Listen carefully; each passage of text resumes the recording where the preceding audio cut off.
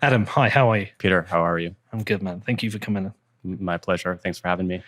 So, Danny, I think this is the show he's been most excited about us making on this trip. Great. Well, I'm excited to be here. Yeah, he keeps bringing this one up. Every time we talk about an interview, he goes, oh, yeah, but I can't wait for the Adam one. You're going to really love this. You're going to love Adam. Okay. I normally, if I don't think the audience maybe know the person, I normally ask them to give their background, but I think we should outline what it is we're going to talk about today, and then we'll do your background so people understand. So just tell the audience what we're going to be talking about with regards to mining today. Okay, great. Well, so my name is Adam Wright. I'm the founder and CEO of Vespene Energy. Vespene Energy is a methane mitigation company that uses Bitcoin mining to mitigate landfill methane emissions. So we partner with municipal landfills. We install power generation equipment on the landfill and use the energy to mine Bitcoin. Okay, there's a lot to get into there. A lot to unpack. What's your Bitcoin story? So I got into Bitcoin back in 2017. Okay. So I was born and raised in the Bay Area. I've been in Silicon Valley companies my entire career.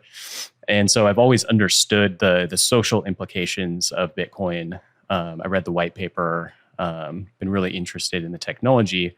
But as an environmentalist, I've been a little bit disappointed in the FUD that is in the mainstream media. And so one of the reasons for founding Vespene was to change the narrative behind, the negative mainstream media in Bitcoin mining. So you want to kind of help people understand, or also be doing things which contribute to reducing issues of climate change. Exactly. I mean, there's a lot of talk in the Bitcoin community about how Bitcoin can be used to incentivize construction of renewables and how it can be used to mitigate methane emissions. And so Vespene Energy is doing both and doing both at scale. Okay, but being an environmentalist within the Bitcoin community itself is not the most popular term to use. Totally. We have a mixture of people who do believe that we have an issue with climate change, that humans are causing it. Mm-hmm. We do have people who think that it's all bullshit and the climate's always changing, et cetera, et cetera. I'm on your side with this. I fall on that side. We had Andrew Dazzler on this week from Texas M&A. What is it? Texas A&M. A&M, that's right. Yeah, I'm a foreigner. Texas A&M, he's a climate scientist in there to discuss it. We've had Alex Epstein on, interested to talk to him.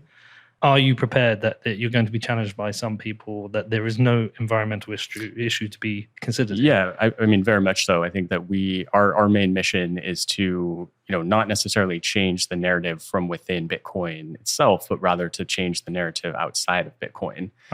And so we're doing that by partnering on a grassroots level with individual communities and municipalities because, as we'll get into, a landfill is ultimately the ultimate beneficiaries of a landfill are a municipality or a city. And so by showing what Bitcoin mining can do to solve an actual problem, that helps to, bolster acceptance and ultimate adoption of Bitcoin at a grassroots level. And like Troy would say, even if you don't believe there are issues of climate change, you don't have to have any issue with this because it's just a mining company, mining Bitcoin, and choosing to get its energy source where it gets its energy source from.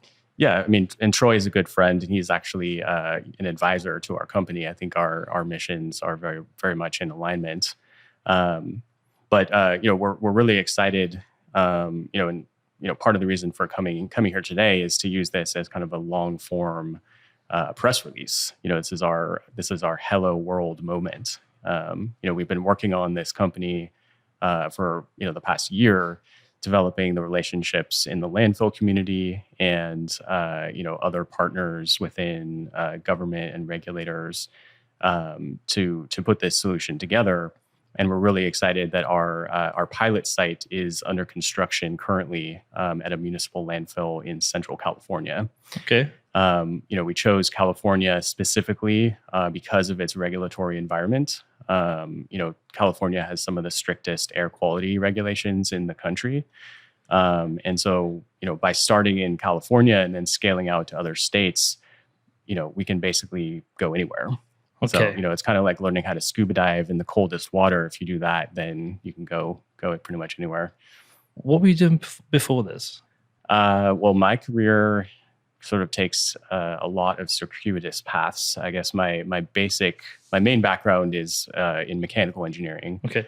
I have a bachelor's from UC Berkeley, and my primary career was actually in submarines. So my background is in personal submarines, recreation and tourism. I founded a company. I was a founder and CEO of a company called Deep Flight, which does highly advanced personal submarines for private ownership and also for tourism. So I'm used to tackling big problems and solving kind of big engineering issues. You didn't sell one to James Cameron, did you? We do know James Cameron well, but we had some clients like Richard Branson and kind of know him. Yeah, you kind of know him. Yeah. So, but the addressable market of that is sort of small. But again, being a Bitcoiner since 2017, I've wanted to, we wanted to start a company that really addresses some of these climate issues that we think are sort of, preventing the further adoption of Bitcoin. And so that's sort of the basis from which Vespene was founded. So how did you connect the dots for this? That's a good question. So it was actually, my co-founders and I, so there's three of us in the company, myself, Joshua Glovin, and Aaron Levy.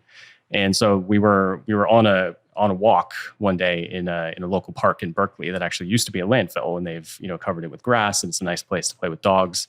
But there's this big sort of industrial looking smokestack right in the middle of the landfill, and we never really noticed it before. We got a little bit closer, and we realized that they were actually burning off the methane in the landfill, and this landfill was closed in the in the 70s, and it's still producing methane today. And so here is this old landfill that has $1 million piece of capital equipment sitting on with several $100,000 worth of maintenance per year, that just for the purpose of burning off the methane.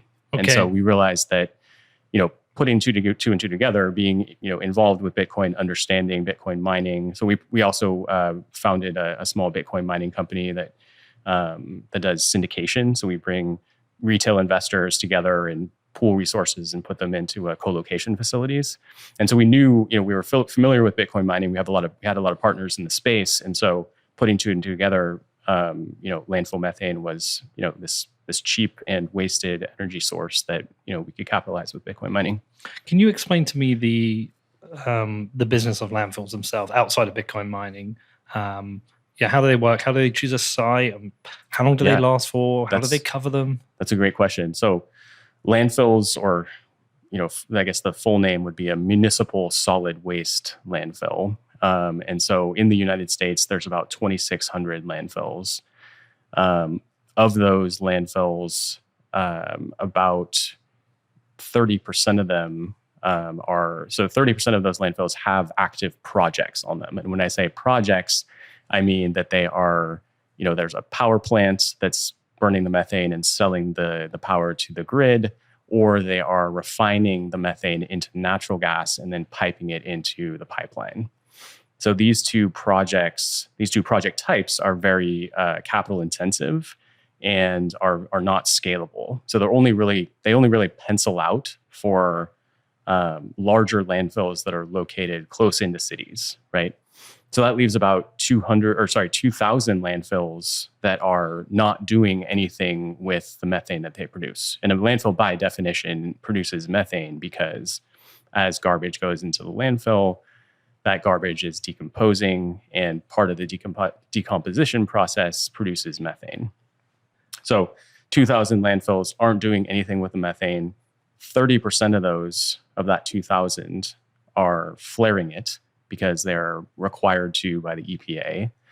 And the remaining 70% of them are just freely emitting into the atmosphere. So both of these sort of cohorts of landfills provides, that these are our customers. So these are landfills that are remote and decentralized, and generally speaking, farther away from city centers, such that a traditional project doesn't make sense. So, when you're running a traditional project, let's look at the power plant example. With a power plant, you have to produce electrons on the site and then transfer those electrons off to where they're being used. So that requires infrastructure. And, power transmission infrastructure can cost anywhere from $1 to $3 million a mile. So the second one would be refining to natural gas and sending it to your stove or whatever else is using natural gas. And that also requires transfer of physical things. So in the power transmission case, you're transmitting electrons. In the gas refining case, you're transmitting molecules. Whereas in our case, we're by virtue of Bitcoin mining, we're transmitting data, and data can be transmitted anywhere in the world using a satellite uplink. Okay, so of those, was it 3,200 or 2,600? So 2,600 landfills. Yeah. Of those, about 600 of them have an active project. Okay. So that leaves 2,000 landfills with nothing happening on them. And those active projects tend to be ones with just well-funded cities. They can afford to do it. Well, there would be things like let's take Los Angeles, for example, large city, big population center. So they produce enough trash to build a 30 megawatt power plant. And so the economics work because the selling power is a very low margin business. So you need a lot of power to actually make it pencil out, right? So, and not only that, when you're hooking up a power plant, there's a 2 to 4 year window that you have to work with the utility to get permits and get set up. So it's a very long and arduous process. So for these smaller and medium sized landfills, it just doesn't pencil out. So there's no way for these landfills to monetize their methane assets, essentially. And those ones with power plants, they're generating all the power from the landfill. That's correct. Mm-hmm. And just from the methane, just from the methane. They don't burn off any of the trash or anything. Nope, just from the methane. Yeah. Wow. So they call it's called a landfill because trash gets filled in. It's essentially buried underground. And when it gets buried underground, it's essentially in an anaerobic environment. And in an anaerobic environment, that's where the methane gets produced. Do they line these massive pits? They do. So they line them with liners, and they put so a landfill is split up into different cells. And after they finish a cell, they'll sort of cover it over with a liner, move on to the next cell. And then when landfills are constructed, they're generally constructed with a series of piping underneath. That's called a GCCS, or a gas collection and control system, and that's what actually allows the methane to flow up into a pipe and then either get flared or, in our case, put into a generator. Okay, so the ones that are flaring, Mm-hmm. they're flaring because of specific rules. Explain why they flare it. So the EPA. Explain who the EPA is to people sure. not from the US. Of course, EPA is the US Environmental Protection Agency. Okay. So they have basically a set of standards, guidelines for landfills to mitigate their methane emissions. So the EPA generally, they regulate how much methane can get produced from a landfill. And so historically, the EPA has relied on states to sort of self-police their methane emissions. Okay, and so as a result, a lot of states take a more lax stance to how much methane is flared or how much methane is released. And so at the end of 2021, the EPA released a new set of standards called the NSPS, the New Source Performance Standards. And these standards say that now the states are no longer in charge of their landfills, and the EPA, the federal EPA, now has jurisdiction over all state landfills. And so as a result, essentially all landfills by 2025 are going to have to install this gas capture and flaring system and start flaring their methane.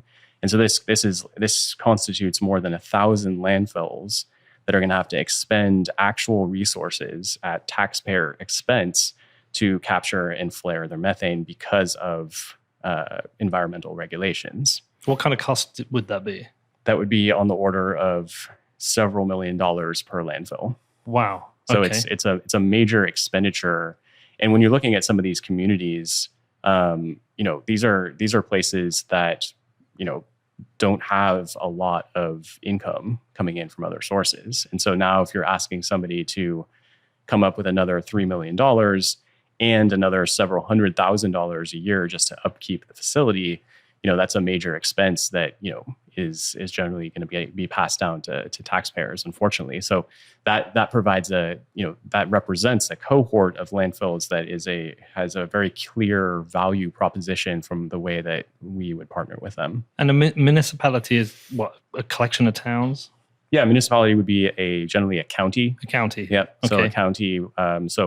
Our first pilot site in California is going to be a county-run site in Central California. But do some counties share? Generally speaking, a county would have its own landfills under its jurisdiction. Oh, wow. So they're very again, decentralized. So that's why if they were centralized and all of the trash went into kind of one place, then you could more easily and economically build a power plant or a gas processing. But because there's 2,600 landfills scattered across the U.S. into this remote and decentralized grid, it only makes sense from a traditional perspective to do the large ones. And flaring is because? Yeah, flaring is because so methane is a terrible greenhouse gas. Okay. So methane, when compared to carbon dioxide, is about 84 times more powerful than carbon dioxide. And so there's a massive environmental sort of reason or impetus for burning that methane. So because if you burn it off, you just create carbon dioxide. Correct. So burning it off is essentially 84 times better than letting it emit, right? And so the EPA, or the United States, is taking a stance that they're going to try to regulate their way out of methane emissions. And so that we often say that the EPA takes a stick approach to methane mitigation, whereas we provide a carrot approach. And the United States has one of the strongest environmental regulatory agencies of any country on the planet. So even if the U.S. does manage to regulate its way out of methane emissions, it doesn't really set a very good model for the rest of the world.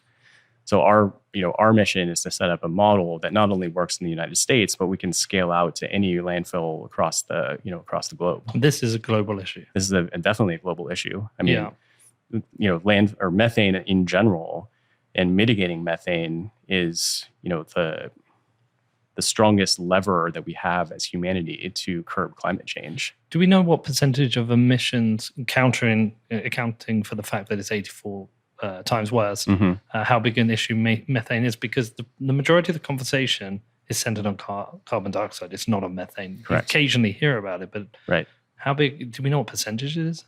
I mean, methane is a huge issue, and that if we were able, so again, and this is actually like the UN put out a big report at the end of last year. There was a big conference in Glasgow about curbing methane emissions, and if we managed to curb methane emissions, like all methane emissions globally today, we would have a very good chance of meeting the 1.5 degrees Celsius climate goals. So there's it represents the fastest and easiest way to get to make a significant impact on climate change. And the methane comes from landfill sites around the world, but where else do we know where else? Yeah, so methane.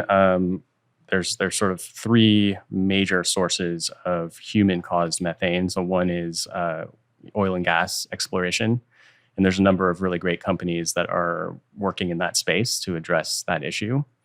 The second one is in agriculture and animal husbandry. So this includes things like dairies and pig farming and things like this, and also other agricultural uses like rum distilleries or in palm oil processing. And then landfills is at least globally is the third biggest emitter. However, that's based on self-reported data. And there's recently been a NASA survey of U.S. landfills that said that the reported data is actually underreported by a factor of 2 to 3x. So landfills just in the U.S. And so landfills represent a much bigger problem than is sort of currently, talked about. And I imagine other countries in the world maybe South American, Brazil, perhaps India, Indonesia, some of these countries who don't have the same regulatory bodies and the same economic position as the US, their landfill sites aren't built in the same way, constructed in the same way, aren't perhaps even flaring. It's a bigger problem in developing countries, I can imagine. You're absolutely right. And this, our our mission is to, so the United States is obviously the leader in a lot of aspects, but also, our main goal is to set up shop in the U.S. Under a stable regulatory regime. Help to change the narrative surrounding Bitcoin mining, and we do that by, again, partnering with local municipalities and changing that sort of viewpoint on a grassroots level. And then creating a model that we can then roll out to other jurisdictions internationally and worldwide. And that not only encompasses landfills, but also other sources of methane like dairies and palm oil processing. So can you bypass the New York moratorium? Yes, absolutely. So our solution is so my understanding of the New York moratorium is that it only focuses on new Bitcoin mining using coal or other fossil fuels. Which is a weird question, because if you're buying off the grid, how do you know? Can you say to the grid, I only want your energy from renewables? Yeah, that's a great question. But from our perspective, not only is our energy renewable, it's actually carbon negative.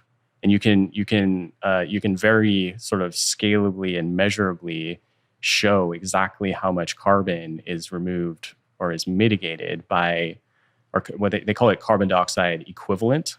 So by building one Vespene module, and we call modules, basically a small landfill can fit one module, which is about 1.5 megawatts. What is a module? Is it a container? Yeah, so it would be a container full of miners and a generator. And how many ASICs in that?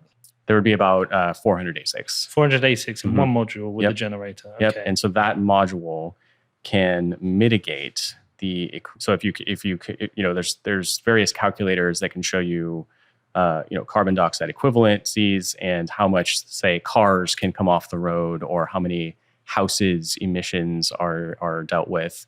But the one that we like is how many trees can you plant with the equivalent? Because it's a bigger number. Well, so you could either mine Bitcoin on one small landfill for a year, or you could plant 5 million trees and let them grow for 10 years. Both of those are going to have the same environmental impact. How many cars does it take off the road? Good question. It's in the hundreds of thousands. Okay. Per site. I mean, so there's a lot of benefit here. There's a huge amount of benefit, and we look at it. So I think there's 3 different ways that you can look at Vespene. I mean, the first way is that we are a methane mitigation company that just happens to use Bitcoin mining as the best and most readily available and best way to put financial value to methane anywhere in the world. The second way is to look at us as a Bitcoin miner. So we're a Bitcoin mining company that has access to some of the cheapest power available. And the third way to look at us is actually a long-term energy producer. So we are, by virtue of having agreements with landfills, and so taking a step back, a landfill is going to produce methane for decades, even hundreds of years. And so this is a long-term play that also provides us with a hedge against Bitcoin mining and a potential other revenue source, which is over time, as that landfill grows and develops and population shifts and potentially grows out towards the landfill, because we have access to that gas, we can then pivot into not just being a Bitcoin miner, but also being a power provider.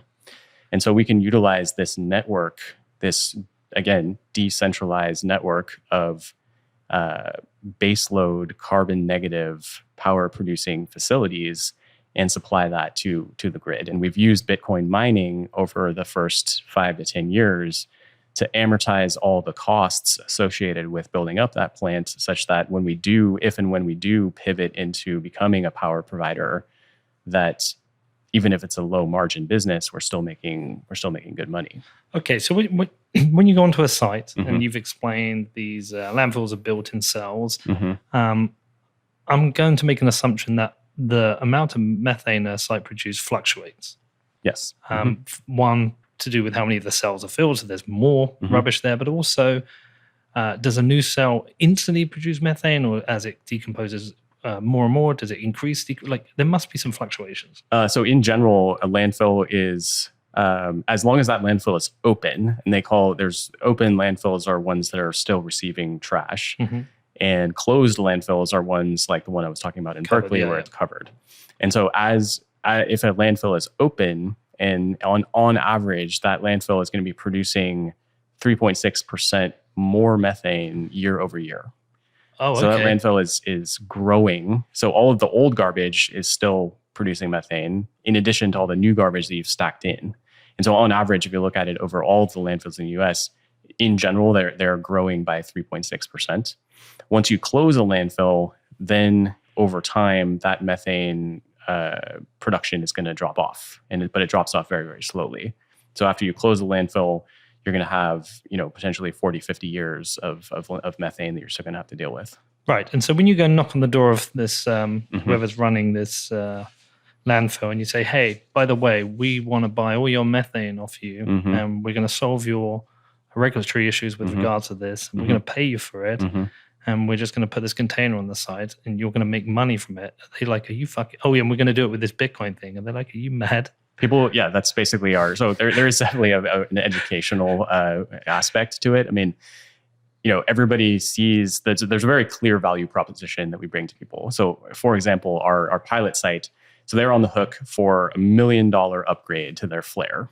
And the whole purpose of this flare is this fucking massive thing. I mean, it's the size of, a 4-story building sticking out of the ground.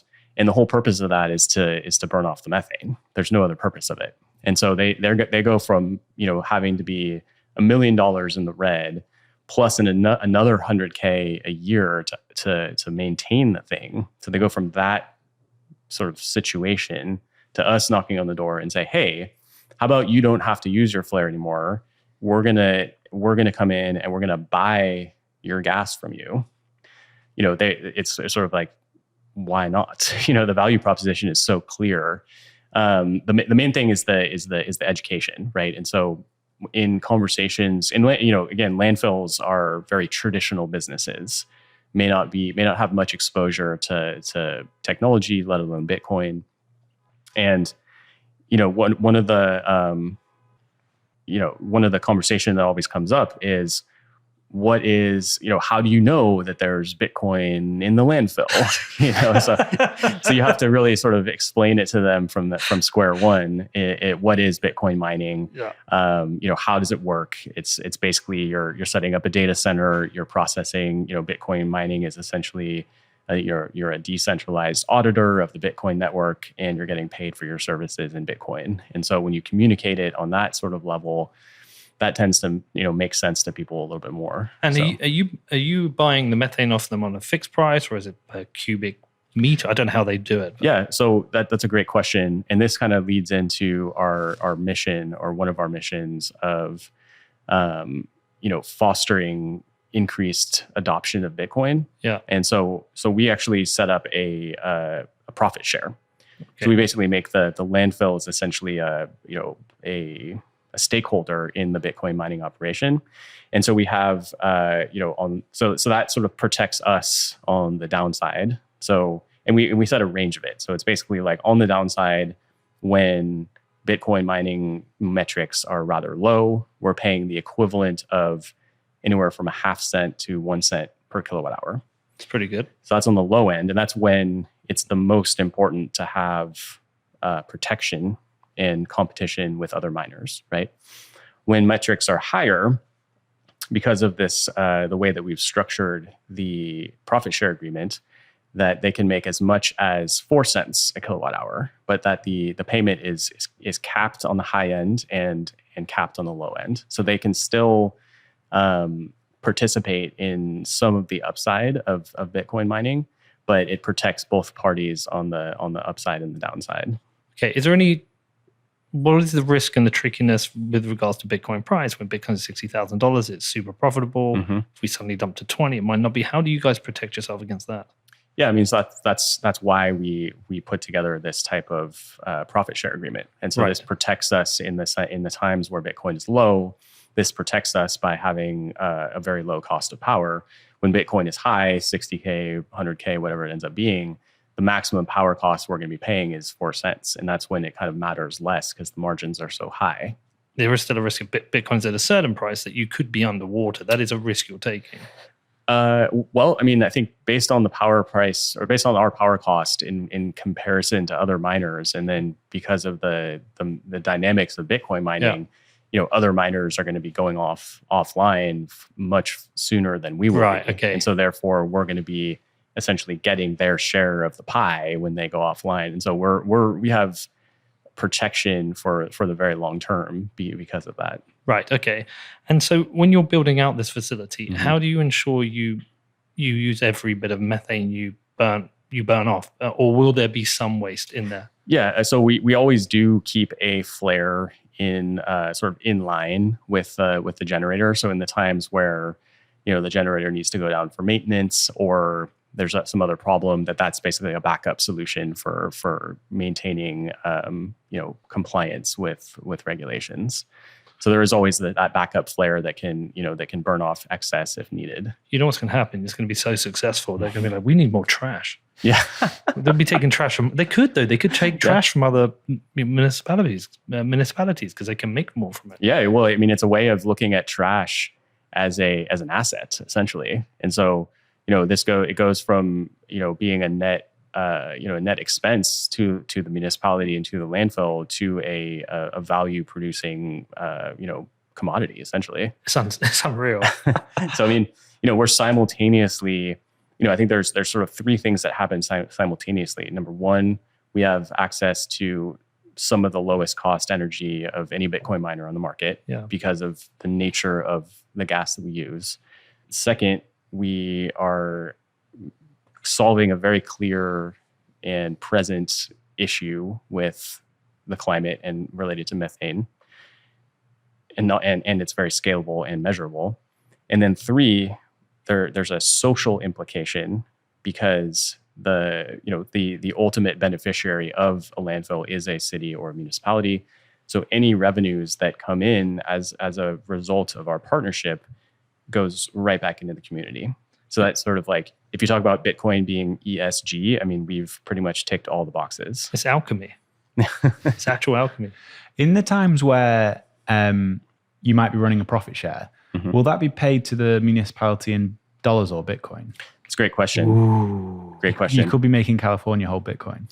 Well, that's actually our plan. You should insist they receive it in Bitcoin. Make them deal with it. And I'm really glad you brought that up because again, we are committed to Bitcoin and fostering increased adoption of Bitcoin.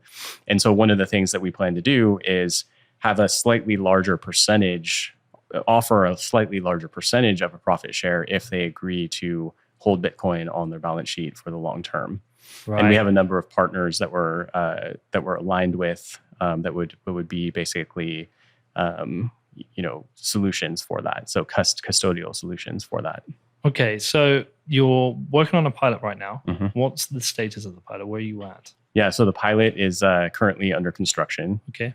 And I think the key to success here and really with any Bitcoin mining operation is access to capital. And so, after our pilot site, and ASICs. Right. Well, ASICs is a result of capital, right? So yeah, but sometimes even with the capital, you can't get the ASICs. Yeah. Well, we're fortunate enough to have really great partnerships. So we have a partnership with Frontier Mining, who they're a major co-location provider as well as ASIC reseller. So we have really good access to hardware. But then on top of that, we've recently closed a major fundraising round with some pretty big name venture capital firms, which I can't name quite yet, but it'll be out soon. So our access to capital is really going to ensure our ability to scale. And I think the faster that we can get on the market and deal with this problem, the better it is, both from a climate perspective and from a social perspective. What is the cost to build out just one module? It's approximate. I mean, there's the cost. The cost does vary to some extent depending on what. I mean, the big driver of the cost is the ASICs. Okay. Right. So depending on what what vintage or what model of ASIC you choose, in general, it's about it's about $4 million to build out one module. So that includes, the gen set, that includes the associated ancillary equipment, the container, and then the ASICs. Is that cargo and off again and again? Sorry about that, anyone listening. It says 400 ASICs. I don't know. Were they 10,000 each? 15,000? No, well, the prices have gone down substantially, and so this is actually one of the reasons. Good time to do it. This is a fantastic time to be building Vespene, because we'll be able to have access to ASICs that are below historical high, lows, basically. Okay. So, and what's the kind of return on investment on one module? Is it 1 year, 2 year, 3 year? Yeah, I mean, a lot of that depends on the future projections of Bitcoin mining and the price of Bitcoin, and we're not necessarily one to make predictions of that, because a lot of our profitability is protected, because of our low cost of power. So, if one site pays itself off in 2 years, in 3 years, it doesn't really matter at the end of the day, because we know that we're going to be profitable in the long term. Yeah. Okay. So I'm thinking in terms of your, what moat you have around this, and your moat really is understanding of this market, having built out a pilot scheme that's successful, but your moat really is time, I think, because if somebody else sees this, they're going to go, well, why can't we do this? And they're going to have to go through all the stages that you haven't done. So pilot, yeah, then you need to raise $1 billion and go and cover every site in the US. Yeah, I mean, the moat is that's a great point. And the moat is primarily our so we are the first company to mine Bitcoin on a municipal landfill in the United States, and that is a major milestone that is going to give us first mover advantage in the market. And landfills are very connected in the sense that everybody knows each other in the industry. So if we come out as the leader in converting landfill methane to Bitcoin, we're going to be the choice provider, essentially. So not only that, we're leveraging the first mover advantage, as well as our access to capital and our team. So we're building out a world-class team of people from so Bitcoiners, Bitcoin miners, environmentalists, ex-government officials, and landfill operators. Putting all those people together, all those best minds, in their specific industries, putting them together and sort of ensuring our success in the market. Is there a landfill conference or awards evening or something? I was just there in Las Vegas last week. What's it called? Well, there's two actually. The one I was at was called the American Biogas Conference. Yeah, they've named that well. Yeah, but yeah, I mean, it is a relatively small market in the sense that there's a few players, a few key players that if we if and when we get aligned with those players, that's going to enable our expansion kind of nationwide. Well, I'm just thinking it's going to spread quick. So you're going to have whoever you're working with, and they're going to be sat talking to whoever runs a landfill in, Montana. And he's going to say, yeah, I've got to build out this new flare. And he's like, we don't have to. We took ours down. Someone is paying us for our gas. They're going to be like, what the fuck? Yeah, with this Bitcoin thing. They're not going to understand it. It's not going to make any sense to them. Sure. And then you're going to sit down with them. They're going to, it's like, this is what you would call a no-brainer. It is a no-brainer. I mean, I think if you look at it from a Bitcoin perspective, I mean, we know that it's a no-brainer, right? But if you're a landfill industry insider, it takes a long time to get to the point where you can call it a no-brainer, because you're not aware of a technology like this, right? And so, I guess the only risk to them if you got something wrong and the project didn't work and you had to scale out. If there's just something that went wrong, then they'd have to deconstruct the sites and build some, but they'd have to do that anyway. So, well, then you just go back to flaring, which they were doing anyway. But I mean, all of the technologies that we use are proven in their respective fields, right? So we're taking power generation equipment that has already been proven in landfills, because landfills have power plants and they are producing power. So sending that methane to a power plant or to a generator is a very straightforward process. And then kind of combining that and marrying that to Bitcoin mining technology, which is also proven and available, kind of merging those two technologies together represents a very small technological risk. So I think again, back to the moat perspective, I think that our biggest advantage is access to capital, ability to scale quickly. So, beyond the pilot site, we have 10 additional sites that are waiting in the pipeline to come online after the pilot site. Right. So you're going to be able to move quick once this. So we're going to be able to move quick. And then, it took a while to get to the pilot site, again, because of the education and the, just finding the right site that was willing to take that leap of faith with us. Because they thought you were crazy. Right. Well, I mean, they loved the value proposition, but at the end of the day, who wants to be the first Bitcoin? Who wants to be the first landfill to mine Bitcoin? In the United States, it takes a little bit of a leap of faith to do that, right? And so once we have that operational, that is going to spread like wildfire, and we're poised to scale very, very quickly. Can I come and see the site? Yeah, we should do that. We're going to be in California in later in the year, probably about October. Perfect. That'll be perfect timing. Yeah. So have you spent much time talking to regulators about this? We've spent a lot of time talking to regulators. Okay. And so what do they feel? They are extremely pro. Okay. So we've had a number of conversations with individuals at the EPA.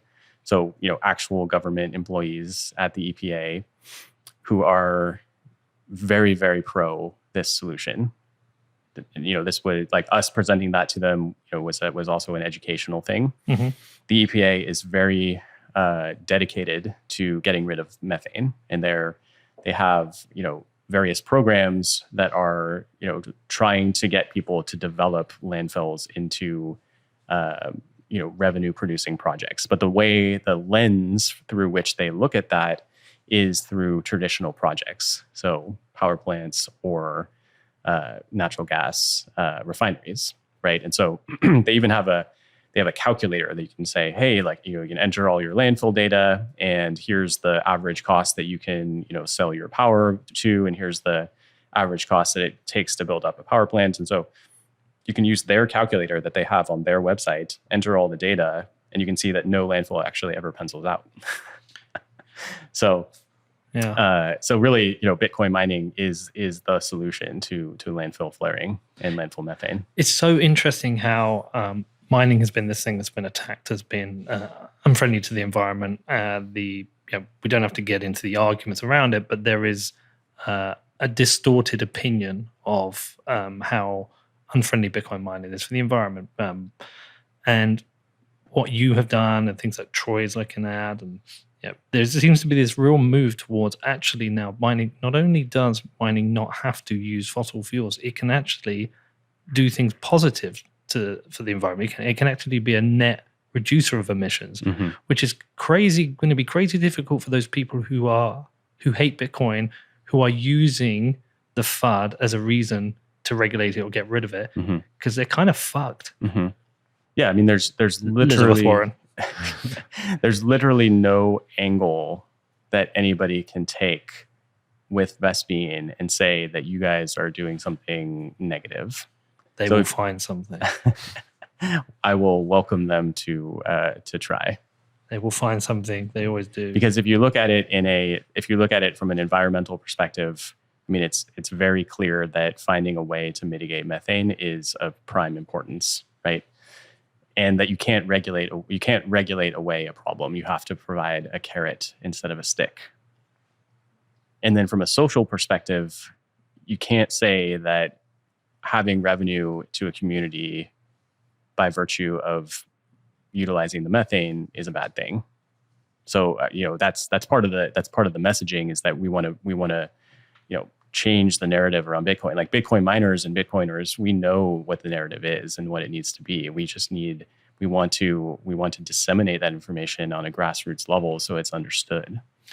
And in doing this, what you're going to be also doing is adding people to the army of Bitcoin proponents who protect it. So in scenarios where, like those 26 idiots wrote the letter to Congress about why Bitcoin's terrible and it has no utility and it's a problem trying to find a solution, those people end up looking kind of stupid here, and their impact is going to be reduced because, if people just try to unilaterally cause problems for Bitcoin, they're going to be causing problems for the environment. Yeah, exactly. And now, not only are they causing problems for the environment, but they're also causing problems for an army of municipalities scattered around the country in liberal states and in conservative states. So it doesn't matter where that state is located and what jurisdiction it's located. The net benefit is the same and is very clear. Well, we have a little bit of a bent towards red states being kind of a bit more positive towards Bitcoin at the moment, but I think there's clearly a need to push this more. We could do with a few more kind of Democratic senators. Yeah, well, that's part of the reason why we're starting in California, to be honest. I mean, we want to set the precedent in the place where there is the highest and most stringent regulations around environmental issues, and use that as a springboard to go into other markets. I think Schellenberger would have liked this. Shame he didn't do. Do too well. You mentioned also. So you asked about regulators and whether we've spoken to them. So on our advisory board, we have an individual who was formerly with the EPA. So we have people with actual boots on the ground experience in government, helping to direct our mission. And then there's a whole education side. Yeah, I mean, there's an education side. So as I mentioned, one of the questions that obviously that gets asked is, why, how do you know that there's Bitcoin here on the landfill? Yeah, I love that. That's my favorite thing. And so, getting through that type of education is sort of the first step, and just having people understand kind of what Bitcoin is and what, why Bitcoin mining works, and why you can, how you can monetize stranded methane without needing a grid connection. So that, there is a substantial kind of education, process, but we're sort of happy to do that, and that's part of our mission is to provide that education kind of at a location by location level. Are there any other industries that this is transferable to? Yeah, so I think I mentioned other sources of methane, right? So there's and there's been pioneers in the Bitcoin mining industry, Crusoe Energy primarily, that is that's looking at methane produced in oil and gas, and so oil and gas major contributor to methane. There's no doubt about it, but it's easy as the mainstream media, it's really easy to take a negative viewpoint on that, because you think, well, if we weren't drilling for oil, we wouldn't be creating the methane in the first place. And so it's sort of really easy, and it's sort of a low hanging fruit for, even though as Bitcoiners and Bitcoin miners, we know that they're making a measurable impact on climate change by mitigating that methane. But aligning anything with an oil company can come with a negative connotation, right? Mm-hmm. And so we're here to help kind of bolster that mission by adding on landfills to that narrative, and saying that landfills are also a producer of methane, just having people understand that, but also to show that Bitcoin mining can have a very measurable impact. And when you're thinking, when you're sat home and you're thinking about this long term, you're thinking, I'm onto something here, and you get the pilot site going, you've got 10 more lined up.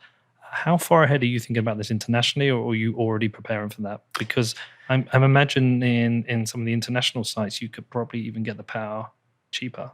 Yeah, I mean, we are in active conversations with 2 different international jurisdictions, one in Southeast Asia and the other in South America. Oh, okay, wow. And so these would involve not only landfills, but other sources of methane. And so primarily in Southeast Asia, I think I mentioned this earlier, but palm oil processing creates a ton of methane byproduct. Okay. And that's because all of the biomass that's used in that processing essentially just goes into a trash heap, and essentially degrades and decomposes, and methane is one of the gases that's produced. And so far away from city centers, no other way to capture that methane and produce value.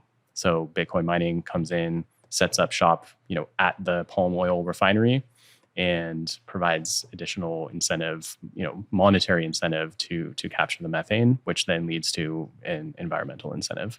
There's so much incentive once this works to scale this fast. Yes. What are the biggest scaling challenges outside of capital?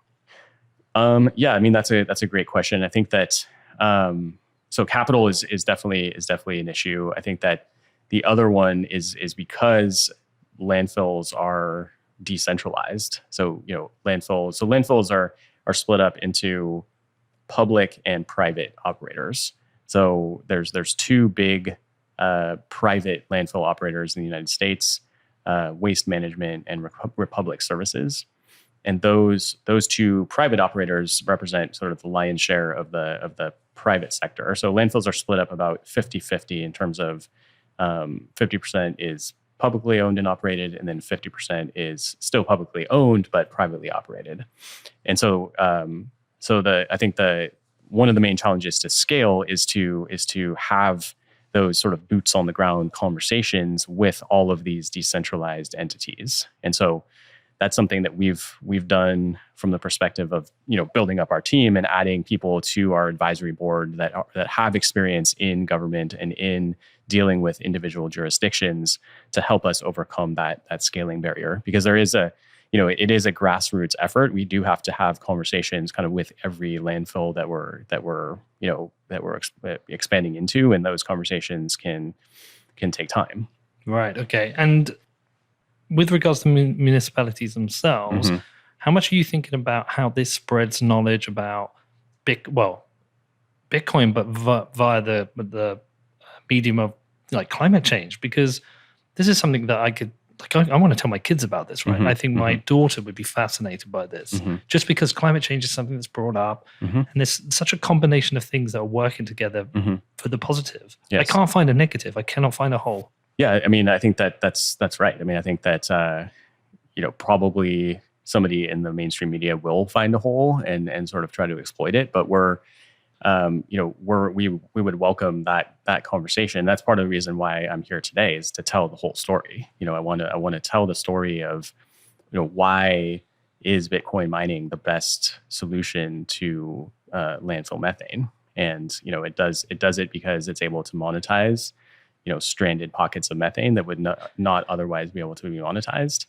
And then, so just by virtue of that monetization process, that provides a very concrete solution to an actual problem. And by virtue of that, municipalities, cities, counties will see the benefit that Bitcoin provides. Yeah, I guess the only gaps I find in it is like, I don't know how big the mining industry is in terms of how many ASICs there are and companies, but there will always come a time where like there's a limit how big you can grow because of how big Bitcoin is at that moment. So that will be a limitation. Right. Yeah. I mean, we are also competing. Bitcoin mining is a heavily competitive market, and so that's why. And we believe that in the future, and I think Troy also shares in this belief that in the future, Bitcoin mining will trend towards a much lower margin business than it is today. I think that, of course, Bitcoin will grow as an asset, but Bitcoin mining will likely grow sort of at a faster rate. And so therefore, the margin that you're able to achieve as a Bitcoin miner is going to, over time, shrink, right? But at the same time, if you're based on a profit share, you've de-risked that. Of course, yeah. So we've de-risked that on the profit share. But the other way that we're de-risking that is by having a long-term view. So we want to play a role in the evolution to renewables. And we believe that Bitcoin mining has a very important role to play in that evolution. And so our long term is to transition a portion of our, let's call them, fleet of decentralized sites into power production. And so as mining, as the mining kind of margins start to shrink, it makes more sense for us to start scaling into being a power producer. Well, there's another interesting part to that. Sorry, were you jumping in there? I was just going to say, does the fact that you have the two different business models, so you got the profit share and just buying the methane outright, with the profit share, if you had 100% profit share on a site, could you then just use old miners on it because you basically have no cost of energy? So could you just put a bunch of S9s on that rather than S19s because you'll still be profitable in it and you don't actually have to pay for the methane? You still got infrastructure costs. You still have infrastructure costs, but I'm thinking like as the fleet of ASICs get old, could you just move them to profit share sites? So I guess to clarify, our intention is that all sites will be profit share sites. That we're not actually going to have a fixed rate. So the profit share, the way that we've structured the profit share is that there's a minimum and a maximum. So the minimum would be 1 cent, maximum would be 4 cents, and the profit share is going to fluctuate somewhere in between those numbers. Okay. So it's never going to grow. We're never going to be paying more than 4 cents a kilowatt, even when Bitcoin mining is high. There's another interesting point to this as well, because again, it doesn't matter where you are on this kind of spectrum of whether you believe in climate change or not. Mm-hmm. But if you are one of those people who was concerned, there was always that issue, like if Bitcoin mining continues to grow, it's going to take up more and more energy. Mm-hmm. Where's it going to take that energy from? If it comes from fossil fuels, it will lead to more carbon in the atmosphere. You've actually created a model where there is an incentive to build out mining to reduce it. You've actually flipped it completely. Mm-hmm. You actually want mining to grow quicker mm-hmm. because it's better for the environment. Mm-hmm. So we should encourage countries to move to a Bitcoin standard, mm-hmm. because going on a Bitcoin standard would make the world a cleaner place. You're absolutely right. I mean, I've written your tagline there. Yeah. It's counterintuitive. Yeah. Let's be honest. Like I understand because of all of the misinformation that's out there. I understand where a mainstream media can go awry of the truth, right? And so we're here to help change that. Basically, it's fascinating. Yeah, and I think that again, you mentioned that we're incentivized to grow Bitcoin mining as fast as possible, but I think that over time, and I know that this is one of Troy's core beliefs as well, is that Bitcoin mining is essentially a dung beetle, right? And so they're always seeking out the cheapest source of electricity. In our case, it's very related to dung beetles because this is literally trash that we're turning into Bitcoin. It's amazing. But as time goes on and those margins start to shrink, then just by virtue of the price of electricity, miners are going to have to shift towards having lower cost power. And the places to find lower cost power are in places where there's waste involved, and this is one of the main ones. Well, honestly, I think it's brilliant. Is there anything I've not asked you about that you wish I had? I mean, I think we covered quite a few. I mean, I think we could certainly talk more about the adoption side on the cities and counties. I think having first, it would obviously be. It would be easier for us to pay out directly in Bitcoin because mm-hmm. Mining is creating Bitcoin and then Bitcoin flows into the to the wallet, and so not having to deal with fiat at all would be our preference, and just cut a share of it into the city or county. But that's going to take time. I mean, I think to build out that infrastructure within the jurisdiction. And to have them just understand, how to hold Bitcoin, like what are your private keys? Like what if I what if I lose my private keys? So that's why, we are working with a number of custodial solutions to sort of be that intermediary for the time being.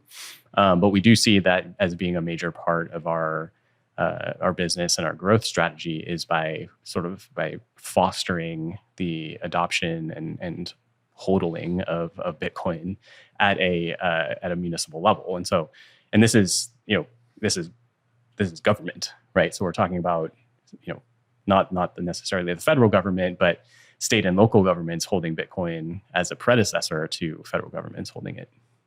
Honestly, I think this is brilliant. It does remind me of the conversation with Troy a lot as well.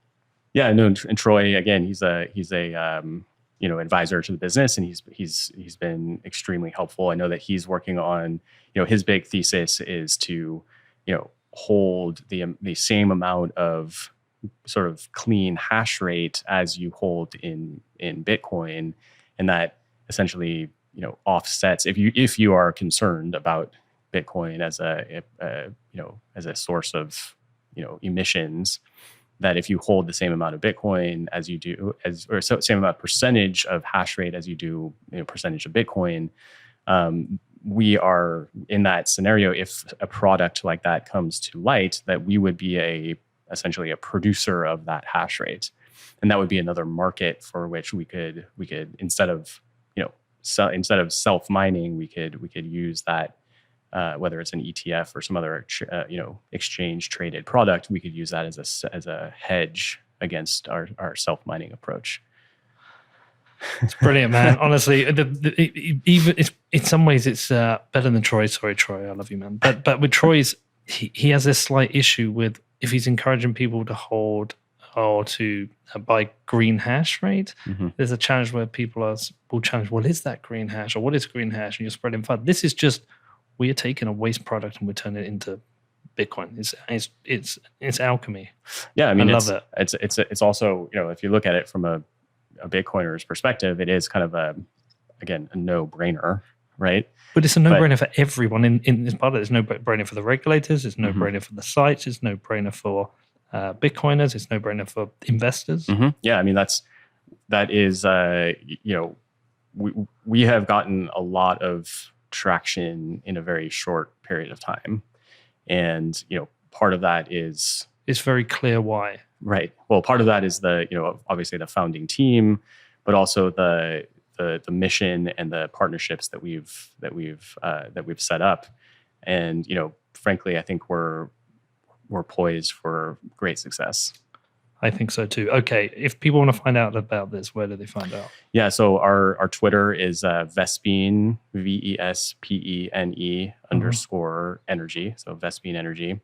That's kind of the primary way. Or you can hit us up at info@vespene.energy. Amazing. Well, me and Danny will come and visit the site as well when we get over there in October. I want to see it. Have you ever been this excited about visiting a landfill? No. Apart from the one in Bedford, we have a nice landfill in Bedford. Maybe you can put a site there. Hook us up with some British landfills. We'll go and see Dave the Mayor and see what he says. But look, good luck with this. This is very cool, and I'd like to have you back on one day to talk about how the project's expanded. I think it's super interesting, and congratulations, man. Great idea. Well done. I look forward to it. Thanks, Peter.